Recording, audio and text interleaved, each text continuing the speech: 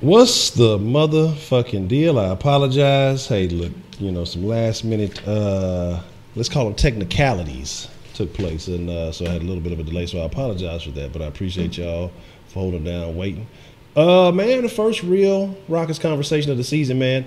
I got Mr. Wise, Citizen Sports, joining us. How you doing this evening, Mr. Wise? It's wonderful. It's wonderful. It's basketball season again. Yes. And after some of the suffering that we've been done dealing with these damn Texans, hopefully the Rockets will not disappoint. I don't expect them to because they have GMs and ownership who are willing to make those moves. But before we get into all that good stuff, man, before we get into all of the beefing between professional programs. Let's see who we got joining us this evening. And for those of you who don't know, welcome to Salt Sports. Salt Sports is a Houston, Texas, not Texans. I know some of you, why aren't you guys talking about the goddamn Texans? No, Houston, Texas Homer Network. So we're talking all sports, but only Houston. So with that being said, let's see who we have joining us this evening. We got to talk about the most important topic, and that's you, Sauce Nation, with the motherfucking roll call. So I see Jose Munoz, Dre D, Brandon Dudley, Got the Juice, DeMarcus, Real Smith, Miss Voodoo C, Broderick Brooks, Wise, and not only holding down the chat, but he holding it down in the motherfucking stream. Let's put in double duty. Broderick Brooks, Voodoo Child, Weezy F. Let's fix that real quick. Wow. Tightens up. I see you. The legendary Dro. What's the motherfucking deal? Brandon 335, Joshua Jaja, Nathan King, Vincent. What's the motherfucking deal? Okay, I can do it. I don't know what the last name is, so I ain't finna even fuck it up. Leonard, what's the motherfucking deal? Balin, what's the motherfucking deal? 335, let's see. Make sure I got everybody their love. Chris Paul, you supposed to be playing in the game. What you doing in the damn chat? What's wrong with you? Vrabel, still ain't able, goddamn. Jack Tripper, what's the motherfucking deal? The motherfucking pimp. Let me check a couple of things because it is a new month. Let me regulate some old sauce and then fix everything. And but while we're getting that together, man, let's talk about it. Let's talk about this new look Rockets team, and that's kind of what I want to get into. Because again, it's a pregame, and the thing about basketball preseason, and it's similar to football preseason. It don't mean shit because we saw the difference between what the Texans had going in the preseason. We thought, oh, okay, they won some preseason games. We're gonna be good. And they kind of did not start off so hot. But talking about the Rockets, I mean, it's good to see what these guys look like as a unit. Basketball with more individuals is more of a, they have more of a, I want to say an effect over the game. It takes a lot of players in football, but in basketball it's a different deal. And I don't expect the starters to see too much in the second half. I expect to see some of the younger guys get some looks. Now we know all the big names. We know all the major pieces. Carmelo was a big move. Ennis was a semi-move. We already know re-signing Chris Paul, retaining the services of Clint Capella. I want to talk about some of the newer guys, some of the younger guys. Is there anyone in particular in kind of that younger batch? And I guess we could throw Zochi in that younger batch. And, I guess a new pickup, MCW is a new pickup. Rob Gray, shout out to the Cougs. Hardenstein, who's a personal favorite of mine. Vincent Edwards and the Bruno Caboclo and Gary Clark. Out of those guys, I mean, is any one of those guys kind of interest to you? Do you think that any of these younger guys will be an asset to this Rockets team this year?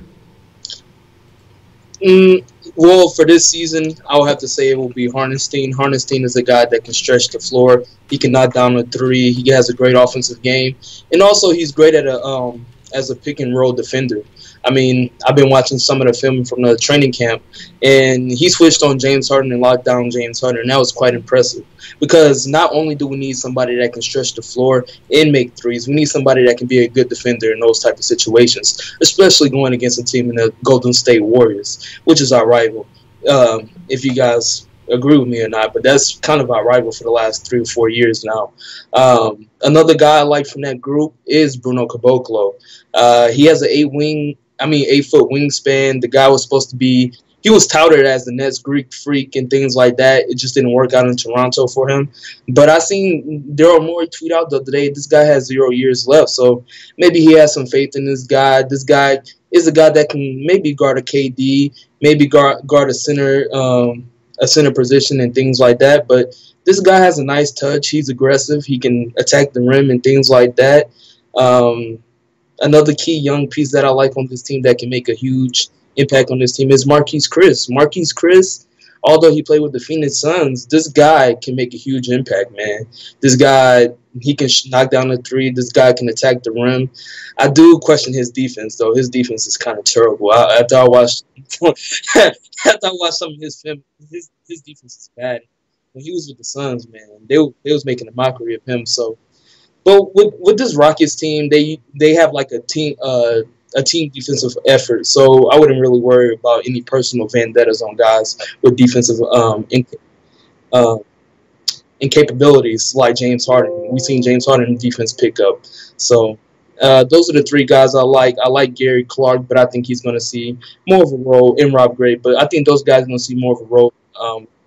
You know how the Rockets like to develop players over a two-year period. I really don't like Zochi. Zochi is good, but I think he needs way more. He needs a lot of more time to develop. This guy needs to gain weight. This guy's too small. And in the NBA, he's going to get bullied. Guys going to dunk on him, and I don't want to see that for the young fella. Very in-depth analysis. And I keep forgetting about the Chris kid. And that might be interesting, knowing that he does have some athleticism that he can bring to the table. Now, another particular guy that everybody wants to talk about, everybody wants to discuss, and it's funny how it seems as though the conversation is turned because, we talk often about national fucking media and all the bullshit that they say, how they run their mouths. Oh, Carmelo's going to go to the Rockets. He's going to be a cancer. He's going to go to the Rockets. And he's going to ruin everything. And okay, yeah, it's the beginning of the season. Nothing has happened yet. But another thing that the national media said wouldn't happen because he didn't do it in OKC. He wouldn't come off the bench. There's no way he's going to go to the Houston and be willing to be a sixth man or be a guy coming off the bench. Been running with the second unit during training camp. Seems to have bought into the system. Significantly probably will get a lot more time with CP3 on the floor, which should be pretty interesting. And a lot of people thought that he would be mad because of a guy like Tucker, who most people don't see. They don't give Tucker the credit that he deserves for being the great defender that he is, and again was a high percentage shooter in the playoffs. Came through in a couple of games. One game was clutch with rebounding. The other game was clutch as far as scoring. Has been a very versatile player for the Rockets, and been able to do things that have been needed when called upon. A lot of people don't see him and give him the credit or love that he feels, and they say that you say we want tickets for Thursday's game going to Astros. Okay, shit. Somebody interested in some tickets, holler at Ashmail. But my thing is this, man. How foolish does the national media look at this point in time? Because they said all this shit. I mean, that's all we've heard all summer. If the Rockets go get him, they're gonna drop in ability to, as far as their ranking, to be able to beat Golden State. They're gonna lose. I forgot how much they said that.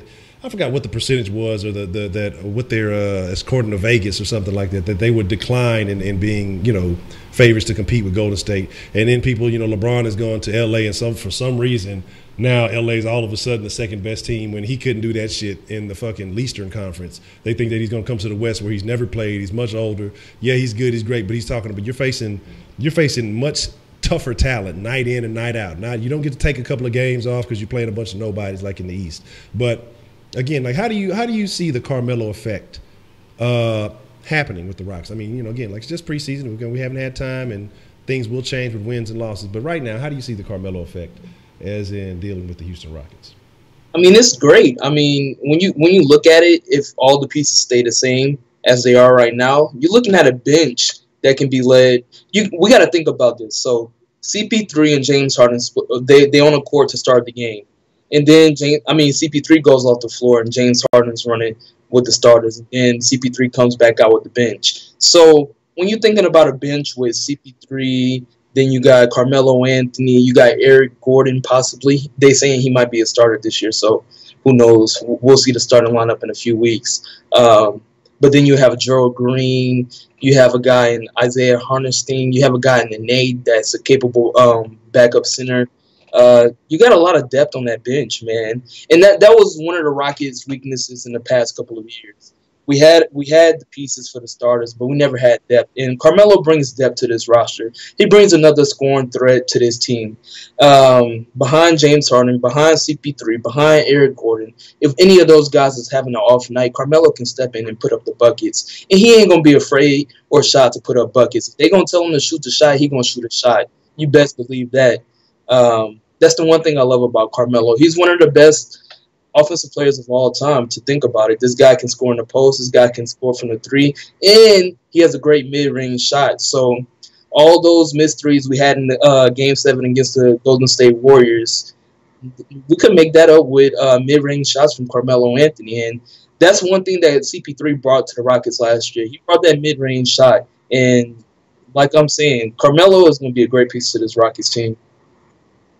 I definitely agree with you, man. You made a very, very significant point when you said about that mid-range game, that mid-range shot, because that's where we saw the Rockets kind of decline. When CP3 was not available to give them that mid-range game, you know, we were stuck on just shooting the threes. We missed all those shots, even though some of those fell, and they were called on the floor and whatever other fouls. We're not even going to get into that. Hey, that's last year's shit. Is last year's shit. We can't go back and reclaim those. But when those shots were not falling, we didn't really have anybody to rely on as far as the mid-range game. It was all threes and layups, you know. So I do feel that, knock on wood, if Paul is not available, or maybe Paul is on the bench resting, or whatever it may be, whatever combination that D'Antoni sees fit, that we'll have more guys who can give us that mid-range shot that we have definitely been missing, because we've been living by the three and occasionally dying painfully by the three-point shot. So, I mean, it is what it is. So, I mean, to have that kind of cushion there is definitely an asset. And I want to say, you know, I'm kind of happy with the Rockets. They did pick up the youngster Rob Ray, and I'm glad he got a shot.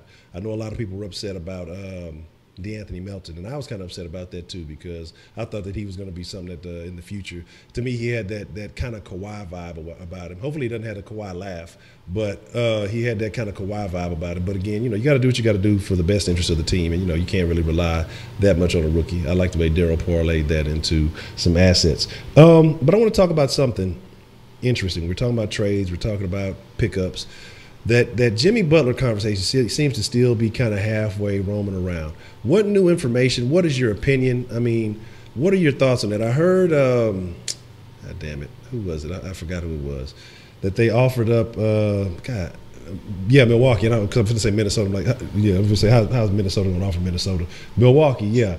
Like, what are your thoughts on that? Are the Rockets still the front runner in the Jimmy Butler conversation? Is the price for Jimmy Butler too high? I mean, what are your thoughts on that?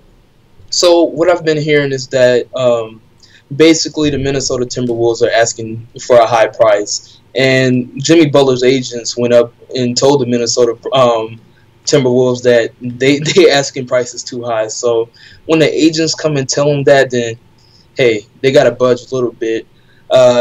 Teams, from what I've been hearing rumors about in the national media trying to tarnish this guy's character and things like that. Since when you heard bad things about Jimmy Butler until now? Now guys want to talk about how bad Jimmy Butler is just because the Rockets' name is attached to it. That's how I believe is going on right now. But basically, the Rockets can get the deal done. But however, Sacramento Kings want another first-round pick. And it has to be a three-team trade because the Sacramento Kings will have to take on some players, some big contracts, and also the Minnesota Timberwolves want a first-round pick. So, I mean, the Rockets have a first-round pick that they can trade to Minnesota Timberwolves, but however, they need to find another first-round pick to get to the Sacramento Kings. And that's according to our source, Breaking News. To Breaking News, bro. He's probably somewhere eating a chicken sandwich, holding it down, getting all the info. You know, getting that intel. Look, you can't get intel like that if you're not eating chicken burgers. You know what I'm saying? Like, I call it the wrong thing. You know, eat all the chicken burgers you want as long as you come with the news. But here's the deal, man. You know, and I've been looking at it, I agree, man, that the Timberwolves, to me, it almost seems desperate with what they're trying to do with Jimmy Butler, because the whole world knows he doesn't want to be here. He doesn't want to be there. So you better try to make a move for him, because you know you're not going to get too much if the guy decides, you know what, I'm going to chill till the next episode. I'm a Cadillac. I'm going to do my thing, because I know that he was the guy that made it happen. But, you know, I think that I don't know if he felt underappreciated. I don't know if it was the beef with Thibodeau, because I know that he's been connected to Thibodeau. And, what was that? It's been connected to the beef with Karl Anthony Towns and Andrew Wiggins. Okay. It was really no problem with Thibodeau. Actually, he views Thibodeau as a mentor, and they have a really close relationship. But he just don't like the work ethic that Karl Anthony Towns have, and Andrew Wiggins. These guys not really focused on basketball. These guys are just focused on building their brand. These guys are flukes. These guys are flakes. So that's why. And then they said it's a lot of the Minnesota organization that in general is just a toxic situation, and a lot of players don't like playing. So that's what I'm hearing. Okay, I mean it is Minnesota, so I mean you got the Vikings, I guess. I don't know, but yeah, I heard some rumor. I saw somebody mention that something about somebody sleeping with a girlfriend or something of that nature. I mean, I don't know if he's pulling a Tony Parker or who's doing what, but I mean, hey, if it gets you to a championship, I guess you got to do what you got to do. But yeah, I mean that's been notorious that I've been hearing that last year and even prior, that even the fans in Minnesota were talking about how Andrew Wiggins is. Basically, he's really lackluster. He doesn't really put forth a lot of effort. He'd rather play video games than practice. He's out there Fortniting it up and shit, and instead of focusing on his craft. Because I know when Wiggins first came in the league, a lot of people thought, he's going to be the next this, he's going to be the next LeBron, or he's going to be. They were giving him high praise, and then that's when I think LeBron came back to the Cavs. He was like, get this little nigga up out of here. I ain't fuck with this nigga, man. Get this nigga out. And so then from that point, you have a situation where it just seems like he's just happy getting by. I mean, I've questioned the guy when, I'm like, who's still wearing braids like that in 2018, man? That's my problem with the guy, so he's suspect. But now Carl Anthony Towns, I hadn't heard that before, but he just, I feel like he's a little overhyped. What happened? Actually, after we had beat them in the playoffs, he told Carl Anthony Towns to stop being a bitch, basically. He said, yeah. I mean, it was all. It came out like a couple weeks ago that's who he was targeting. He was targeting Carl Anthony Towns whenever he got hurt, and he didn't want to fight through that game against us in the first round. Yeah. Well, I mean, I tell y'all, man, you got to be careful trusting motherfuckers with two first names, man. You know what I mean? Carl Anthony, I don't look. I don't know. Carmelo Anthony, Carl Anthony. Is there a correlation? Probably not. But shout out to Voodoo for the super saucy super chat love. You say Ralph Melo on Melo. Everybody, calm. Like everybody calm down on Melo now.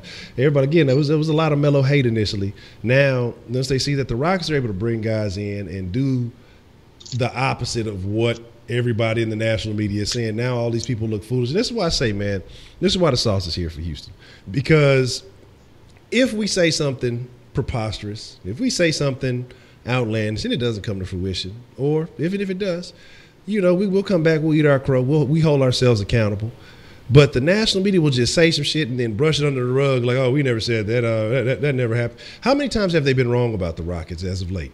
The Chris Paul and James Harden experiment won't work. D'Antoni's teams don't play defense. When we were one of the better defending teams in the league. They got Chris Paul's, he's washed. Now they got him ranked as the number 2 point guard in the league right now. I mean, a lot of crazy things. We wouldn't be able to retain the services. Capella, he's out of there. It's gone. It's over with. I mean, the national media, what you got to understand is a hype machine. And they have to narrate their brands towards popular fan bases, towards bandwagon fans. So they got to push the Golden State narrative. They got to push this LeBron Lakers narrative. They got to do all this tomfoolery. And it disgusts me because you would think that somebody would come out and be realistic and say, hey, man, this is a team that you're going to have to pay some attention to. This is a team you're going to have to respect, especially with Carmelo coming off the bench. You basically have two quality starting fives on this team. You know what I mean? Nene being a little bit older, I know they were saying they were looking at Chris. He's supposed to be trying to battle for that backup spot. But even on those days that Nene doesn't give you, hopefully we won't have to allow Chris too much if you say his defense is as bad as it is. But if he's a guy that's athletic and he can go up and get it, because we know that, we got two great passers on this team. You got guys that are going to eat. So that's going to be very interesting to see overall what happens. So I'm going to go out on a limb. Looking at what we got now, and depending on what happens with Butler, and well, if Butler was available and the Rockets did successfully make a play for them, what position do you feel like Butler would put this team in as far as in the national conversation, or as in compared? What would you rank this team in the league if Jimmy Butler became an asset? It depends on the pieces. That I don't think we're gonna give up too many pieces for Jimmy Butler. All I'm hearing is Eric Gordon, the first round pick, a second round pick, maybe one of those bench players that don't make a difference. No big names. We're keeping PJ Tucker, so don't worry about that. So I got this team ranked right there with the Warriors. It's gonna be a battle between the Warriors all season long. Yeah. It's gonna be like last season. We went from second place to first place to second place. It's gonna go back and forth to the end of the season. no other teams are close to the Rockets and the Warriors right now. Not in the East, not in the West, not at all. I'll have the Warriors, the Rockets, and then below them I'll have the Spurs, OKC, and then maybe the Lakers in the 6th seed. But Utah, I got Utah better than the Lakers. Utah's a solid team, man. Like, and I think a lot of people are going to be sleeping on Utah this year. That dude Spitz, Donovan Mitchell is shout out to Spitz, even though he's a Magic fan. But Donovan Mitchell, he's a solid player, man, and so he's somebody you're definitely going to have to look out for. I think he's going to make a big step forward this year, and I'm excited to see what's going to happen with him because I felt like he got robbed, and I think he's going to have a point to prove this year when it comes to the league. So, Rockets Warriors again this season. And I agree. I think if you're just losing Jimmy Gordon, if you're losing just Eric Gordon for Jimmy Butler, I think the Rockets win in that deal because Butler was Gordon was like a 18 points a game guy, I think, on average, but his defense was suspect. We saw some new flashes from him. We saw his able, he kind of stepped his game up a little bit. He was a little faster looking last year. I think he lost some weight. His drive was looking a little bit nice. He was slashing. He was dunking. He dunked on people a couple of times. Like, Gordon can dunk. But I think what you get in Jimmy Butler is more heart. Even though Gordon did show a little, he talked a little trash that last series. He was talking about he wanted to get the ball more, and he proved it when he talked a little shit. He backed it up. But I think with Butler, you got a guy who's hungry. He's been in situations where he's been close but no cigar. I think you bring him home. I think it's almost a similar situation to like the Gerald Green situation, a guy being able to play for his hometown and represent. But he also seems like a guy that, and this is, like I said, I have no problem with it, but it also seems like a guy who may not want to be one of those guys who's a part of a super team. Like he may seem like a guy who kind of wants to build something on his own accord. I get that from him a little bit. And, so if he did come, would you see it being more of a rental? Or do you think the Rockets would be able to convince him to stay long term? What do you think that situation would be if Butler became a Rocket? I mean, if he gets his looks and they have good chemistry, which I think they'll have good chemistry. You got a leader in Chris Paul who leads this team emotionally and on the court and physically. Also, James Harden is a great leader. So being around guys like that just make you want to step up your level of play. He's used to playing with bums. Even when he was with Chicago, when he came up, I've been watching Jimmy Butler since he was at Marquette. But when he went to Chicago, he wasn't thought of as a guy that was going to make a huge impact. He worked hard. He got into that position, and then he took over the team over Derrick Rose. That's when Derrick Rose was at the tail end of his great MVP career. But I think if he comes to the Rockets, he can elevate his game more. I mean, he's going to be surrounded by guys that want to win, guys that's been close in their careers, guys that haven't won a championship. So I think if they can all put that together, set aside their differences, they can accomplish any goal they want to. And I've been hearing interviews with P.J. Tucker. I've been hearing interviews with Mike D'Antoni saying it's championship or bust. We don't expect anything less. And that's what I really like about this team. So I think if Jimmy Butler has the opportunity, he should stay with this team. This team has potential to grow, and we know CP3 is getting older. We know Carmelo's getting older. So as these guys get older, his role will increase more, and that's one thing I think that he should think about if he does come to the Rockets. Absolutely, I agree with that. And I mean, and let's just be honest. There's no other situation unless you're wanting to wait a few years, and we're talking about seriously a few years. I mean, depending on the next free agency, some things could happen, but it'll still definitely be a couple of years before you'll find a team outside of the Rockets who are going to contend with the likes of Golden State. I wouldn't be surprised if KD ups next year and tries to go and get with LeBron in LA or something like that. So I think you're still going to have to deal with that super team situation for the next few years. So I think that you should get yourself in position to where you're on a team that's viable, that wants it, that's going to do whatever it takes. You got an owner that wants to do whatever it takes to bring a championship home. I think I wish that some of the other franchises in this city would take notes, but that's another conversation. We'll save that conversation for a little bit. We will talk a little bit about the matchup coming up. I know y'all see y'all in the conversation want to talk some Dallas and Houston. We'll talk about that here in a little bit. We'll touch on it lightly, but we're going to save a lot of that conversation for tomorrow and some of the other stuff. But I mean, just really from what they're working with right now, and the pieces that they have, and that we, even the younger guys. Looking at this team compared to last year's team, do you feel like the Rockets have improved? Do you feel like with Ariza getting out of there, with Luke Mbamute leaving, Do you think that the Rockets have declined overall, or do you feel like this is a better team overall compared to last year? I actually think this team has improved. I mean, you got James Ennis. James Ennis is a guy that can do put up the same production, if not better than Ariza. Ariza didn't really have a great season last year overall. I mean, he played great defense. He did knock down some threes, but it was some games where Ariza was just missing on the court, and I'm like, what is this dude Ariza doing? I mean, he got to put up some production, and I still see KD putting up 50 points on Ariza, or I still seeing guys putting up 30 points on Ariza. So I'm like, his defense is all great, but you're not really missing anything when you lose Trevor Ariza. It's funny how guys make Trevor Ariza this all-star player once he leaves the Rockets. And with Luka Batamute, this guy, he was looking great at the beginning of the season and the season before. I mean, this guy was looking great. But once he injured that shoulder the second time, man, this guy cannot score anymore. So he was like a liability on the court. He wasn't putting up any production at all. So, I mean, with the addition, I've been hearing good things about Michael Carter-Williams. I've been hearing good things about James Ennis. I've been hearing good things about all these guys. Carmelo Anthony, we already know what Melo's going to do. I don't know why people was mad with that pickup. I mean, you're getting this guy on a veteran's minimum. You're not really risking anything. It's a low risk, high reward situation. So it's and especially just to think about it, he playing with his best friend and CP3. These guys talk about the things they want to accomplish. These guys know what type of goals they want to reach. They gonna set aside their differences. They gonna set aside that he gonna set the thing that I liked about Carmelo Anthony is that he said, "I know my defined role here." And that speaks volumes because he said in OKC he didn't have a defined role. He was trying to learn his role on the go. He didn't know what he had to do. He didn't know if he was going to be one of the primary scorers on the team. So when you're in a situation like that and you got to keep switching up your role every single week, how are you expected to do anything?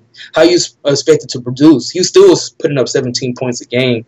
So guys can't just sit here and say Carmelo Anthony is trash. Carmelo Anthony can't do things like that. But with this Rockets offense, we've seen a guy in Eric Gordon come from New Orleans Pelicans and improve and step up his game. We've seen CP3 come from the Clippers and step up his game. And these are all the guys that people were saying, oh, their careers are over. I was seeing guys saying CP3 ain't the best point guard anymore and national media bashing CP3. But look, the Rockets keep proving guys wrong every year. And one thing that's impressive to me that I had to speak about really fast is that James Harden is really underrated. Over the past 4 years, he led that team to the second seed without Dwight Howard half of the season.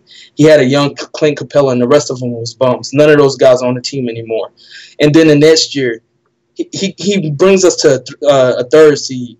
And the next year, we're the first seed. And this guy's improving his numbers every year. He's improving his game, all-around game, his passing. He's improving his IQ. He's improving his defense. So that's one thing I want to talk about. Like, James Harden is improving every year.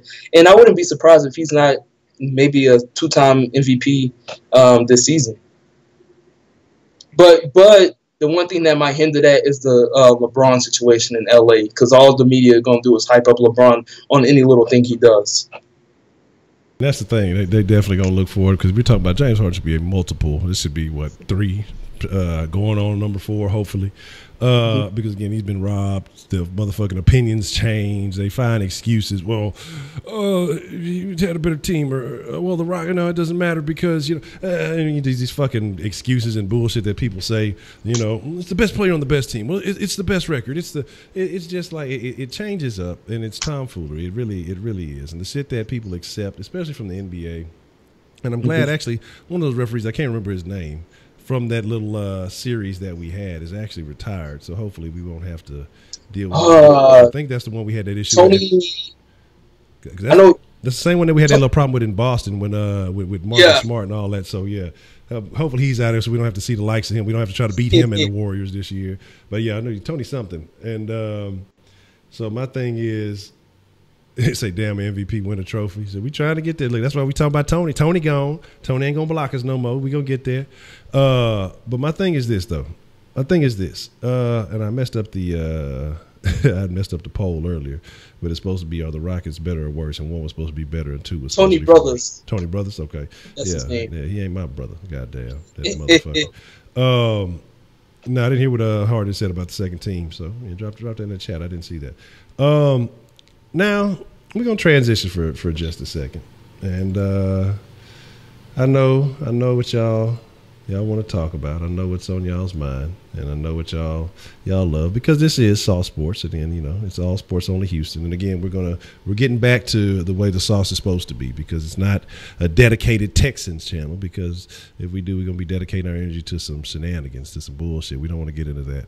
We got to show love to all the teams, and we're gonna get back to that. So we're gonna talk a little bit of Texans. We're gonna give the Texans a little bit of love, and then we'll open up the Sauce line for a little bit of conversation. Here's the deal, man. Dallas versus Houston, Sunday night football, and this might be some bad Sunday night football, but I mean, if we're looking at it early, before too much other news is coming out, we have some key injuries. We look at this game that we just had. How confident are you? Even though Texas finally got a win, there was some suspect circumstances late in the game. Might be a worse game manager than B.O.B. out there. How do you feel going into this game? Not necessarily saying to make a prediction, but are you positive, or are you still kind of feeling before you were feeling before the Colts game when it comes to this Texans team? That's how I feel right now. Because, I mean, I don't know what to expect with this team. I don't know how they're going to start off. I just got to see this team be more consistent. And if they can play a complete NFL game this week, that's something that's going to make me proud. Win or lose, just play a complete game. Start off hot, finish hot. You at home, they understand that this big rivalry. Bill O'Brien already stated that they know the Houston and Dallas rivalry is big. We 1-1. I mean, we're actually down in the series. I believe 1-3 or 1-4. I don't remember the exact number. But we're losing this series to the Dallas Cowboys, and usually we don't do good in prime time. However, though, after getting a win like that last week, you got to go out here and ball out. You on prime time. You got to show guys why the Houston Texans are the Houston Texans and why y'all should be mentioned with one of the great teams up there. Deshaun Watson has to ball out. This has to be Deshaun Watson's breakout game. Because I see a lot of guys talking about all these other quarterbacks. Yeah, all these quarterbacks are doing good, but let's not act like Deshaun Watson just dropped off that much. I mean, this guy's still putting up great numbers. This guy's still looking good. He do need to clean up a few mistakes, but I feel a little bit better after getting a win, to be honest. That's how I feel. Oh, Cavity, look, no, let's not do that. Keep them high school lettermans keep them in high school, wherever they at. I don't want to see that shit again. Y'all saw that fucking comment on the gram when they was talking to Connor Barwin or whatever, and Andre was talking about shit. I threw that shit in the fire, and as soon as I got back home after we took that ass whooping, I don't blame him, man. Made me want to go throw my old high school letterman in the fire. I felt so bad after that goddamn game. I wasn't even a part of that shit. But I'm looking at some pluses and I'm looking at some minuses in this game. And one of these things is Colvin is out possibly, they said, for the next 6 weeks or so, had a real bad ankle injury. That's unfortunate. No, people were saying he wasn't doing great, but he wasn't doing bad. He was one of the better situations that we had on the team. He was fucking up, but then there was a couple of times he made some plays. So I'm 50-50 on him. I'm not saying that he's the guy we were hoping for him to be when we picked him up, but then what were the hopes for him really? The Texans were out there being cheap, and we figured that out. But my situation is this. The way I look at things is this. We got the young guy coming in, and he's everything is advertised. So I'm almost at this point not even mad for the Texans holding him out and waiting until he was able to really go and be the guy that they saw. Kiki came in and he set an NFL record, most receptions for a rookie in his debut game. Had a nice little chunk of yards to go with that. Now the Fuller situation, I think Fuller, is he supposed to be out this week? Is he hurt? I've seen some people say he might be hurt. I'm not sure exactly. It's a possibility that he might play. He could have went back into the game. That's what Bill O'Brien said. He was just being precautious because he said that they could have put him back in the game, but his route tree wouldn't have been as open as it would have been. He wouldn't have been able to run those routes. So hopefully they nurse that hamstring and get that guy back out there because these three receivers a lethal weapon. You get all three of these guys on the field at the same time, healthy, and that's been a problem because I know Hop, and that's crazy. Hop was dinged up and still put up what 169, 175, something like that. I've got to go with the exact, like 169, something crazy. Like damn near could have had hit 200 on him, and he was not feeling 100%. So that's the crazy thing about that. Again, with Fuller being absent, though, that does take an element out of this offense. And so hopefully he is good to go, because we need every tool that we can. I'm not saying just because it's against Dallas, and not like I'm that fearful of Dallas' defense, other than, Lawrence and the suspect tackles we have. That's a situation to consider, a serious situation to consider. But my big thing is Dak has played ass or relatively moderate so all this year. Zeke is definitely a threat to have to pay attention to. But the reason why I'm saying Dak could be a problem is because look at Andrew Luck last game. Put up record career numbers, weakest he's been in his career. He had all-time lows in his career up until that game. But yet somehow against the Texans and that damn defense just balled out, shined. I mean, it was looking great. What started off looking like, okay, the Texans are going to get a blowout game here. They're going to get that confidence builder that they need. But then I think some of the air was taken out of that, because even though you got the win, it really came down to what I wouldn't call a bad coaching decision. Because he made the decision that he thought was best for the team because he was going for the win. And the Texans were able to finally kind of, to capitalize on that. But it benefited us. But, I mean, it came down to a coaching decision by the Colts and just the fact that the Texans couldn't stop anything. And T.Y. Hilton wasn't available. I mean, so what I'm saying is, even with a moderate, basically I would say an average receiving core, outside of Hilton not being there, they were still able to eat. They were able to thrive. And so if we can make a noodle arm look good, who knows what Dak will end up looking like. And he's not the best in the world, but I mean, I'm almost not confident in this Texans defense, because you're talking about now Clowney. I don't expect Clowney to shine and eat on that line like he did in Indianapolis. I mean, we're talking about a completely different offensive line. We're talking about some guys who can – it might be a little bit of a wall to try to get through. Watt, again, we talked about he's been coming back, but, again, he's been able to eat on, lesser-known offensive linemen, backups and things like that. But, hey, you take it, they all get paid, so it really doesn't matter. But, again, will we see the same Watt? So if we're not getting that pressure and Dak's allowed to sit back there and kind of have his way, Merciless has been non-existent. Fucking Colvin out. So, again, we're going to be down another corner. That's going to be interesting to see what they do with that. I'm concerned, man. Honestly, it's fuck Dallas. Fuck them. You know what I mean? Period, point blank. Fuck them. But it's just I really am truly concerned about this game, because just as they were trying to find their groove, if Fuller's not available, I'm gonna be very probably negative on it. But I'm just worried, man. I don't think everything's really looking that great for the Texans coming up into this game. Being honest, just with the way things have been going the last few weeks. But that's just my spiel. That's just my opinion. It is what it is. We'll have to see how it pans out. One thing though is, hopefully, I heard they're getting back Kayvon Webster. I heard he's been looking good in practice, been locking guys up a little bit. Hopefully, he can make a difference on this defense and his secondary. But one thing I do notice every season is that Romeo Crennel's secondaries always start off slow. Mm-hmm. For some reason or not, they start off slow the first 4 weeks, maybe week 5, but hopefully they can turn it around. Hopefully he can make adjustments. We've seen how Shaquan Barkley ate us up. Guys need to learn how to wrap up on this team. That's my biggest problem, is guys not wrapping up. And Ezekiel Elliott will truck you, and he will run right through you. He don't have no problem with doing that. Exactly. And hopefully Kayvon's available, but then you still got guys like Sharice Wright out there. Sharice Wrong, you know what I'm saying? I call him the cheap T-shirt. Like, it's just it's like, come on, man. I'm concerned. J-Joe didn't look too hot. He was starting to look his age a little bit last game. But but I'm not gonna count that against J-Joe, because for some reason the Colts always give Jonathan Joseph problem. He never really has his best games against the Colts for some reason. It is what it is. So I'll take that. Wright isn't bad, but Wright isn't good either.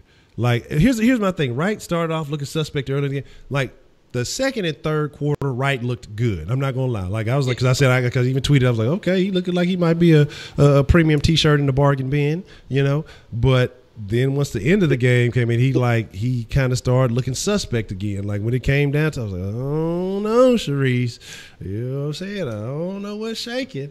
But here's my deal. Here is the deal. I don't know what this is. Okay. We're going to open up the line here, but I think we have a few texts that we need to answer first. And actually, we got a couple of texts. Let me see what we got. Fucking one of those from White Persuasion with some crazy, crazy stuff. I'm not even going to talk about that. Shout out to my boy Ricky D saying Kiki playing good, Fuller hurting, Hopkins hurting. Play Dallas next week. Get Dez. What kind of slap in the face would that be to go and pick up Dez? I wouldn't be opposed to it. Fuck it. Pick up Dez for one game and cut his ass, man. He says, I believe I said if we cut down on mistakes and we just play football, we win. I mean, and that's ultimately that too. And that's another thing, you know, can the Texans play, I won't say penalty free because that would be asking for a whole lot, but the Texans have to cut down on those penalties because that's a hurter. That's something that's a problem. And again, you don't want to go out there, but guys, hopefully they have some pride and don't want to go out there on the national stage and, get embarrassed. So it's going to be interesting to see it. And you wasn't just getting penalties from the offensive line. You was getting penalties from leaders on this team like Jadeveon Clowney and J.J. Watt. They should be the ones that's not making those type of mistakes. The game from Clowney was bittersweet. He said, asked me to say how the Rockets going to let Carter wear number. What? They let him wear number 1. Shame. Shame on. Look, let me call my boy up real quick and let me talk to him. Look, let me holler at you. Let me holler at you real quick there, Tony. You know what I'm saying? Look, we need to have a discussion. You know what I'm saying? Look, it's because T-Mac be hating on the jump. He be saying, the team's better than the Rockets and stuff like that. Oh, if he hating, then fuck him. You know what I'm saying? Make the one even bigger than the rest of everybody else number. Emphasize that one. Jack Tripper says, man, are we okay giving Tucker and Gordon for Butler? I am not. Gordon, yes. Tucker, no. I think it's too much. I think even though other people may underrate what Tucker does, I think that's too much. Tucker is an asset, a very underrated asset for this team, and he's starting for a reason. Your thoughts on that, Wise, dude? Would you be okay with a move like that? No, because, Tucker is your defensive anchor. Tucker's a leader on this team. Tucker can shoot the corner 3. Tucker can take on the hardest defensive assignment for the game. I really like what I've been seeing for PJ Tucker. He's been growing his game every single year. To me, he's relatable to a Draymond Green. He has the same impact that Draymond Green has on the Warriors as the Rockets. He can go and talk dirty to your players. Ain't no guy going to touch PJ Tucker because they know Uncle PJ going to give him the hand. Let me tell you, Uncle PJ is the perfect name because that nigga dressed like somebody, Uncle. You know what I'm saying? Uncle think he a pimp. Oh, that goddamn Uncle think he a player. He ain't no goddamn player. He dressing like somebody like a part-time pimp and shit. Shout out to Chandler. Chandler says, shout out to Honcho and Wise, man. Appreciate that love. Chandler always holding it down. Says, everybody is raving about Patrick Mahomes, but Deshaun Watson is a better quarterback. I agree. My thing is, and you can say I'm biased. I don't give a shit because I probably am. But let's look at all the benefits Patrick Mahomes has had in his situation compared to Deshaun Watson. You had a quality quarterback to sit behind, study, a guy who's been to the big game. May not have taken the team to the big game, but he's been there. He's been hanging around. He got some tickets and shit. But he's been to the big game. You've had a guy who's a veteran who's been able to show you, a guy who's been able to lead teams before, and you to learn from, how to be a professional. You've had a coach who's been to the big dance. You have a coach who is one of the greats around the league. Many would consider a true offensive genius as opposed to a hypothetical possible, a guru of some sort, until you prove it to me. I can't use guru. You talk about a line. You talk about talent around. You can talk about Hill. You can talk about Kelsey. You can talk about you can talk about what's his name? Kareem Hunt, Sammy Watkins. Yeah, and that's what I'm saying. And so you got talent around you to go with the protection. You could do that. If look what Watson's done without the protection. With agreed across the one thing that people in the national media and Houston can agree on is the Texans have the worst O-line in the league for the last 2 years. And still Watson is putting up 300-yard games, 400-yard games. You know what I mean? Of course, there'll be the turnovers, and I'm going to be hard on him for that. But, again, you got to look at the pressure he's under. I honestly have to kind of take back some of the pressure that I've applied to him because, when you have you have less time than anybody else in the league to make those decisions. And then you have to deal with this developing route tree that Bill O'Brien has. Well, if they're doing this, you're going to do. It's not simplified again. And if you look at what Watson and Mahomes, you make that comparison. Mahomes has just been put in the situation that Watson was in last year. They're putting that extra blocker out there for him. They're running more simplified plays for him that are easier to diagnose, easier to make a decision, and you just play football. That's the difference between Mahomes and Watson this year. Watson has a more complicated playbook instead of them, but you saw what happened when they regressed a little bit last game and kind of made the right decision to say, okay, let's make this more Watson friendly. And you saw he was able to eat. He was able to make decisions slightly quicker, but again, with that offensive line, you saw how quickly he was under pressure at the same time. How many times we see Rankin turn around looking, hey, my bad, bro. I'm sorry. I won't do it again. Lamb, I ain't even going to be hard on Lamb. As much shit as I talk about Lamb, Lamb was all right. He was serviceable last game. Not great, not good, serviceable. That's all you're gonna get from me. That's as much as you're gonna get from me about Lamb. I got to see it 2 games in a row before I start giving any credit. So there's that. Again, a smart coach knows how to put his quarterback in the best situation.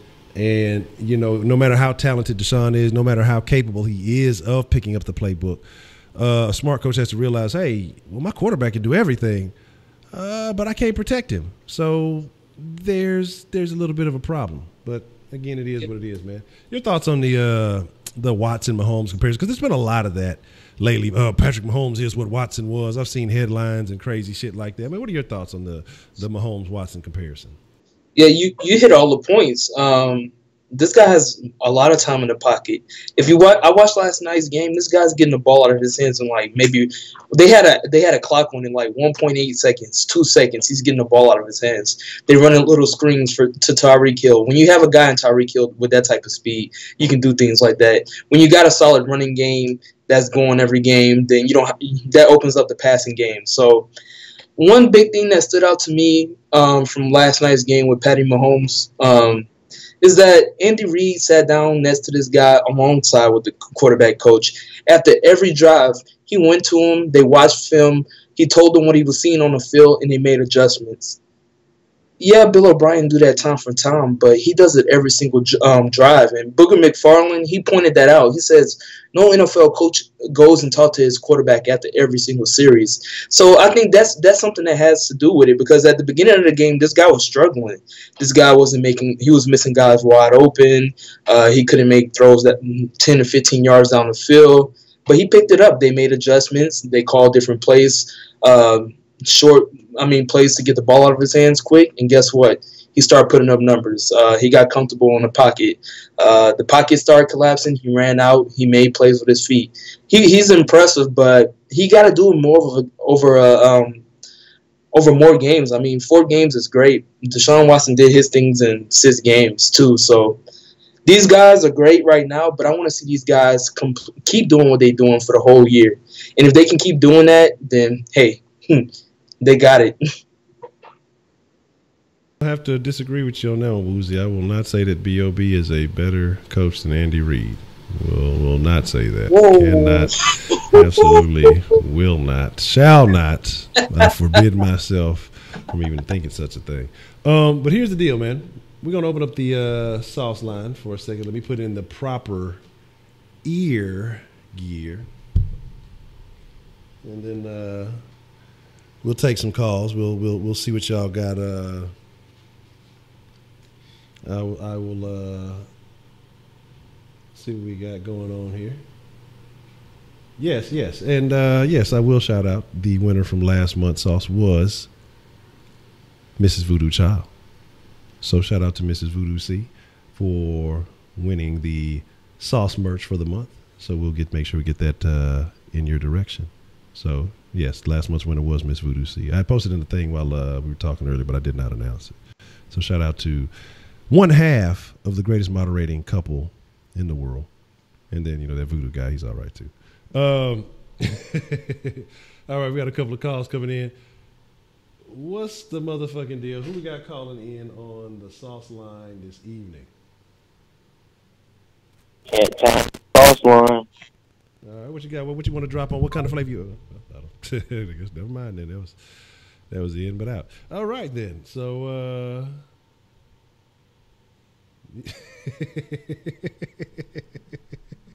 yes.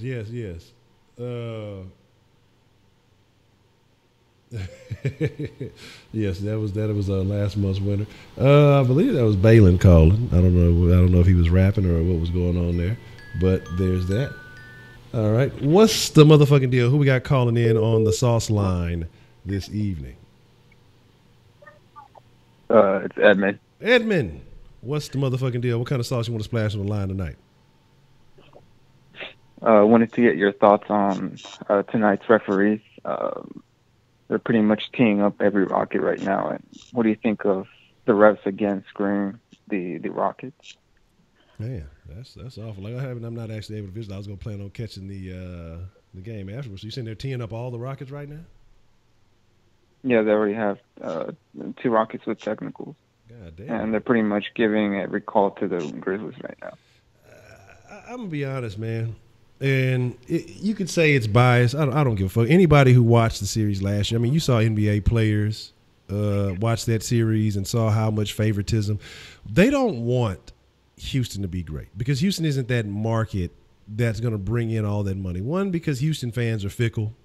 So, you know, and if anybody believes that the NBA doesn't have a little referendum for the referees, say, hey, you know, we would like this to happen or we would like, you know, this in particular to happen, people would have to be crazy. You know, I mean, let's just be realistic because there's no way they'd allow some of this bias, some of this shit. I mean, it makes me think back to the Sacramento Lakers series in the early 2000s. Like, Sacramento was supposed to win that because Sacramento was one of my favorite teams back then. Of course, it was the Rockets, but Sacramento had a nice squad. That's when they had Bibby, fucking Peja, fucking Divac, fucking Weber. I mean, they had everybody. They had a nice little squad. But when you're a team that's stacked and able to play, if the NBA, if you're not going to bring that money, I don't think the NBA wants them to win, especially in this day and age with the bandwagonism and all the stuff that's going on. It's crazy. You know, it's really crazy that that's happening and that it would be allowed to happen again because something should have been done last year because there were just too many blatant mistakes that happened last year that were allowed to be gotten away with from the referees. But the fucked up thing about it is you're not allowed to criticize the referees. But these guys are professionals. They have a job to do. You know, they can get emotional and say, oh, well, he looked at me angrily. He's out of the game. They're allowed to have too much freedom in the NBA, in the NFL. The referees, they should be subject to criticism just like anybody else. You know what I mean? And that's the fucked up thing about it. I think that they're given a halo. I think they're given too much protection. That's my opinion on that. Wise, how about you, man? How do you feel about the referees, and do you think that'll be a problem again this season when it comes to the Rockets? I mean, the referees always hated on the Rockets for some reason. We seen it in the Boston game last year. They basically gave Boston that W against the Warriors. They was calling some Fugazi plays. Shout out to my boy Spitz, a.k.a. Donovan Mitchell. But they always target the Rockets, man. And they tried to change the James Harden rule. They said this guy can't be doing this. He can't be doing that. They keep finding rules just centered around the Rockets, and it's kind of crazy that they got to do it to one team. Why they can't talk about Draymond Green kicking dudes in the nuts? Draymond Green pushing dudes over. Draymond Green bullying dudes, and they won't call a technical on him. And it's kind of funny. They just target certain players. I mean, look at Boogie Cousins. They used to target him all the time. It's going to be interesting how they handle this situation this upcoming season, because these referees are terrible, and it's kind of sad because referees in real life, they have full-time jobs as lawyers and just in situations where they can't be biased. But that tells me that if these guys are biased in the NBA, then these guys are biased as lawyers, and these guys are biased in being presidents and of companies and things like that. So it's just not a good look in general. Here's the thing. What if you worked for a company that was owned by one of these referees and he fucking made a bad call against your favorite team, but you work for his motherfucker? Would you be, I'd probably have to put hands on one of the motherfuckers. Nigga, you know I'm a motherfucking Rockets for your bitch ass. Whoop that nigga. I got access to you. We got a call coming in. Joshua, what's the motherfucking deal? Well, I hope it's Joshua. What's the motherfucking deal? Who we got calling in on the sauce line this evening? Hey, it's your boy again. Okay. Hey, it's your boy Josh again, man. All right, what's the motherfucking deal, Josh? I'll be having to make sure sometimes the sauce line lie to me about who called it. So what's the motherfucking deal, man? What kind of sauce you want to drop on the line this evening?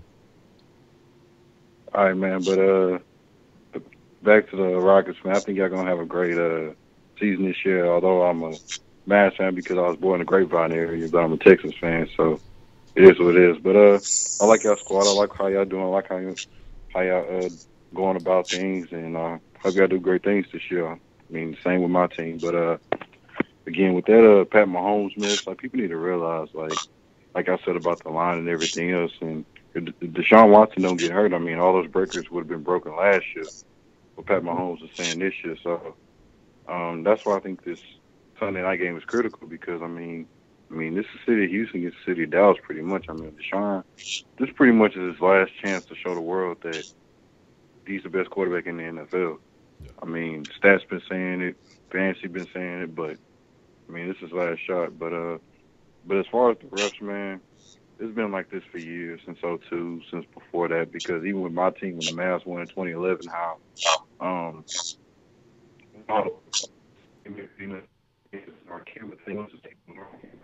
not 6, not 8, everybody wanted LeBron to fail, and it just so happened that my team ended up going to the championship.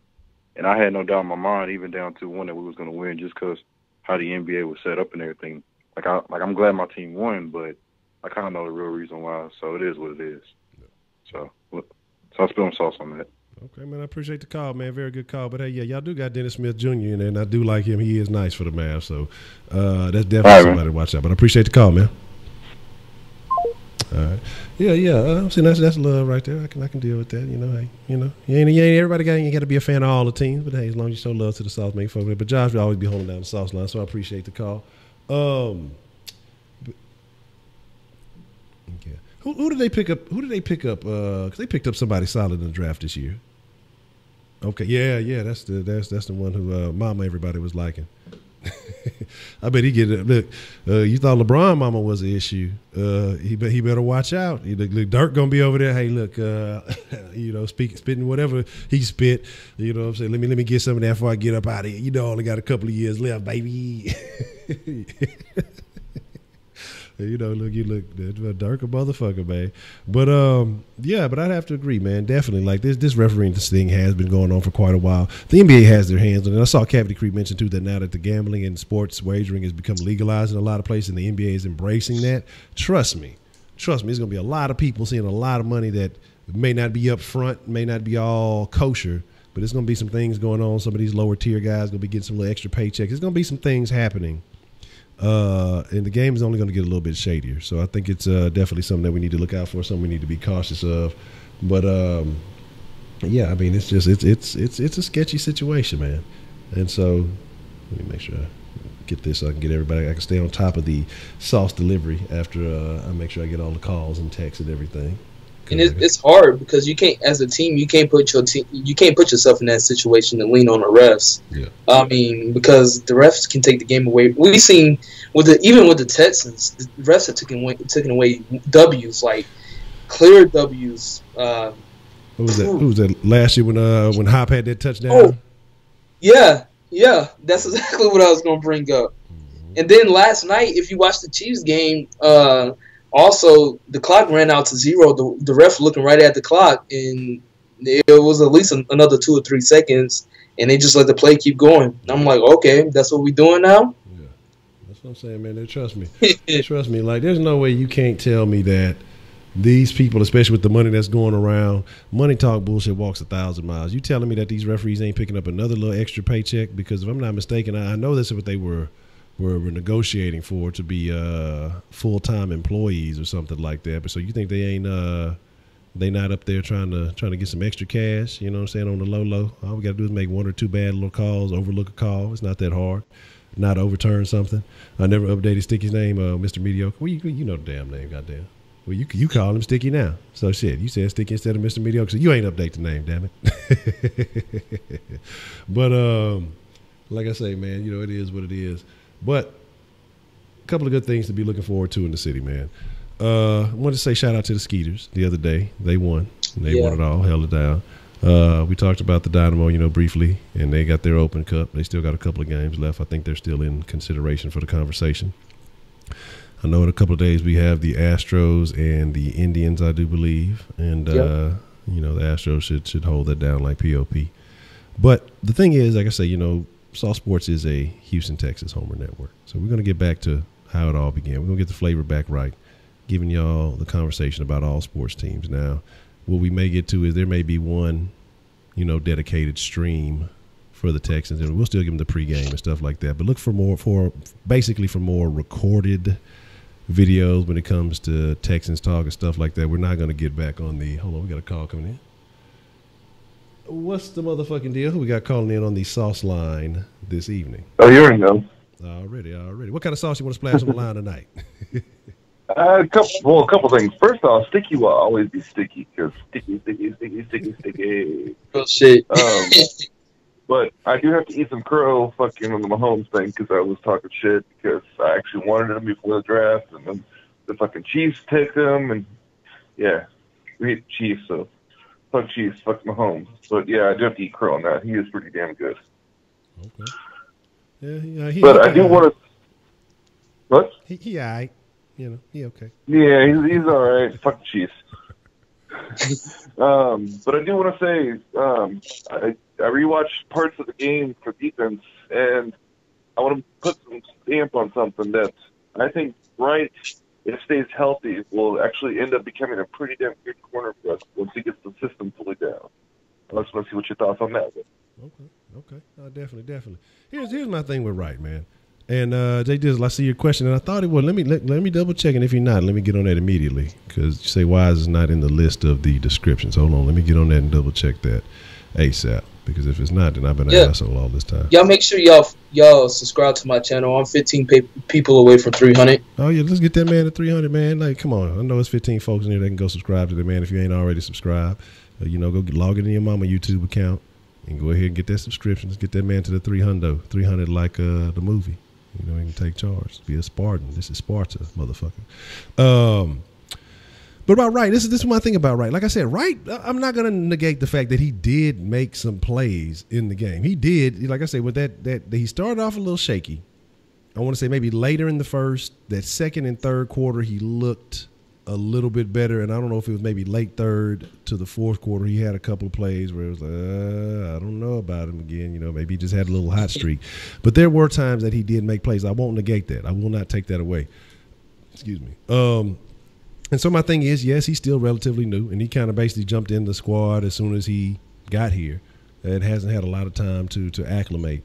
And I'll give him that. From the first week to the second week, there was an improvement. So hopefully, another week in the system, another week in the proper situation, there'll be another improvement. So we'll see exactly what happens. So I won't disagree with you on that one. But right now, I think I'm still borderline on him right now. But again, let me check that wise situation to make sure that that the name is in the description. If not, then that's definitely my bad, and I'm gonna get that down there ASAP. I'm looking at it right now, but I see it's a definitely a different situation when we talk Rockets as opposed to a different situation when we talk Rockets as opposed to myself. I'm watching my damn live. I'm trying to just get the description and shit. What the fuck? It is not in there. I could have swore that shit was, man. Hold on, let me get on that ASAP, man. My fucking fault. I could have swore. All right, let's get it. Let's get it real quick. Damn, ain't that a bitch?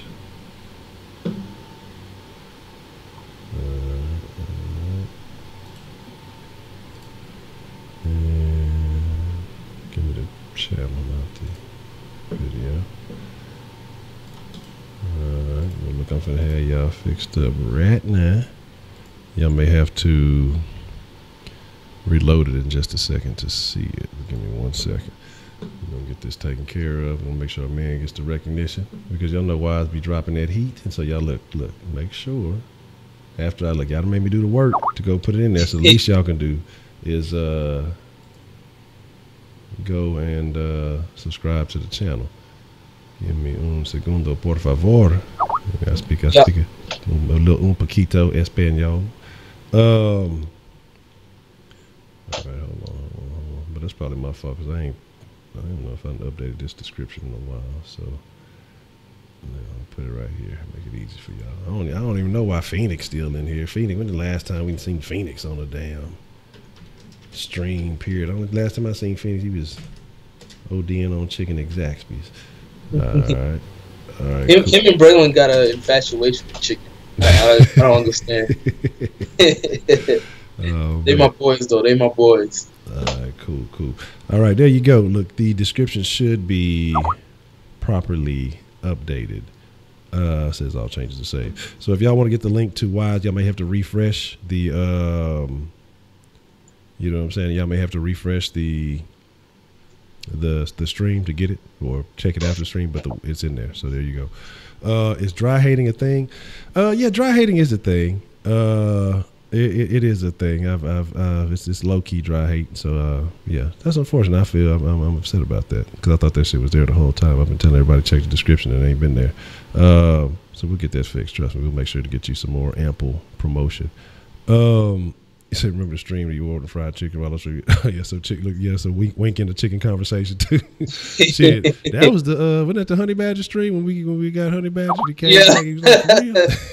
He's like Popeyes. So that's funny. You say next time you call, you got some words for Bray Bray. I mean, here's the deal: you can have some words for him, but if he hit you with that hard ER. We know how Bray Bray get. You know he got that. He keep a red cap with the white words on it, keep a nice icy white polo tee and a pair of khakis, you know what I'm saying? So I think I saw a tiki torch in the background in his room. So I don't know, man. You know how Braylon get down. He been following Kanye pretty tough as of late, you know what I'm saying? So but here's the deal, man. Here's the deal. You know what I mean? We're gonna go ahead and get ready to wind it up here. I'm gonna try to see if I catch a little portion of some of the game, but I want to say I appreciate y'all. I want to say a super special shout out to Wise, man. This is what y'all can do, man. All of y'all, if you in the chat right now, if you ain't refreshed it, if you ain't double checked it, make sure you go and double check the description and go and show the Wise man some love. Wise be putting in lots of work, and he definitely holds it down, does his research, brings the knowledge, as y'all can see, is very informative in his takes, and it's not all just tomfoolery and shenanigans. It's really interesting perspective, legitimate perspective, and putting in more work than the national media combined when it comes to talking H-Town sports. So go show that man some love, man. And I appreciate you, Wise, for holding down, coming and chopping up some Rockets action with your boy. The first of more Rockets conversations that have to be had now that we're getting into basketball season. And hopefully this will alleviate some of the pain from the Texans if the Texans ain't holding it down. But I think the Texans will. I'm going to say the Texans are going to end up. Honestly, we were looking at it legitimately. I think the Texans will end up close to 500. I ain't going to say above it. I ain't going to say below it. I ain't going to say right on the money. But I think they'll be somewhere in that vicinity when it's all said and done. I don't think I can stick to the high hopes I had initially unless O'Brien sticks to the offense he ran last game, and then we got to talk about health concerns and everything else that comes with that. But here is the deal. Say I fucks with Wise, we look like a sociopath. Nah, come on now. Look, nah, that's fucked up. I ain't crazy, man. That's fucked up. But again, man, I appreciate each and every one of y'all who came through. Man, Wise, you got anything you want to say before we get up out of here? No, appreciate the love, Honcho. Appreciate everybody in the stream. Y'all keep falling through. We're going to talk about Texans. We're going to talk about Rockets. Shout out to the Astros.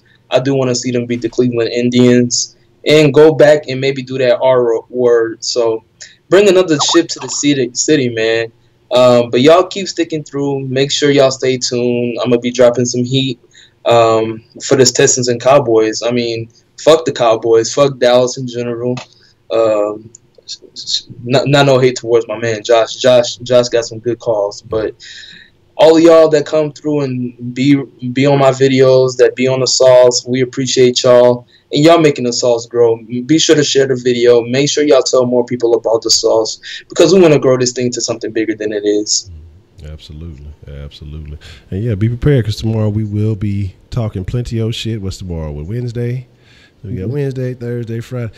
We're going to be talking plenty of big shit about the Cowboys, and I know this is probably the favorite week, or it only comes around once every 4 years, but I know people love talking shit about Dallas, and this is our opportunity to do so. So we're gonna make sure that we hold it all the way down, and we're gonna make sure that we talk plenty of cash money trash. And of course, y'all, look, there is no sauce without y'all. Y'all the freshest motherfucking ingredients. Y'all the original motherfucking ingredients. And as we grow, we gonna know who the OGs are. But but there's a point. We trying to do something different for the city, man. We trying to lay a foundation for something, a brand new brand for the city, doing H-Town the right way. Debbie did Dallas. Sauce, we trying to do H-Town, but not like that.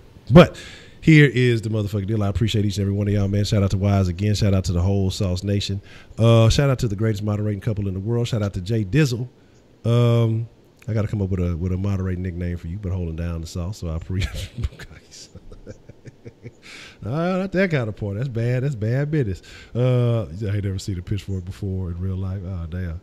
Just hope you don't ever have to, because it's gonna be one of two things. Either it means it's some bad people trying to get at you, or you got to do a lot of work on a farm. So if you can avoid a pitchfork, you're doing all right. And I appreciate that, Real Swift. Yes, sir. The sauce gonna last forever. This is just the beginning, man. This is the beginning. When I say this thing is going to become something, y'all just stick with it. Y'all just keep holding it down, man, like POP. But with that being said, we'll chunk up the deuce.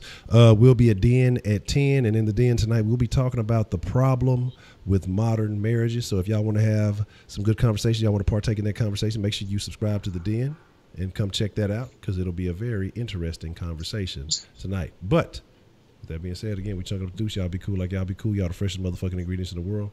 We appreciate y'all, and we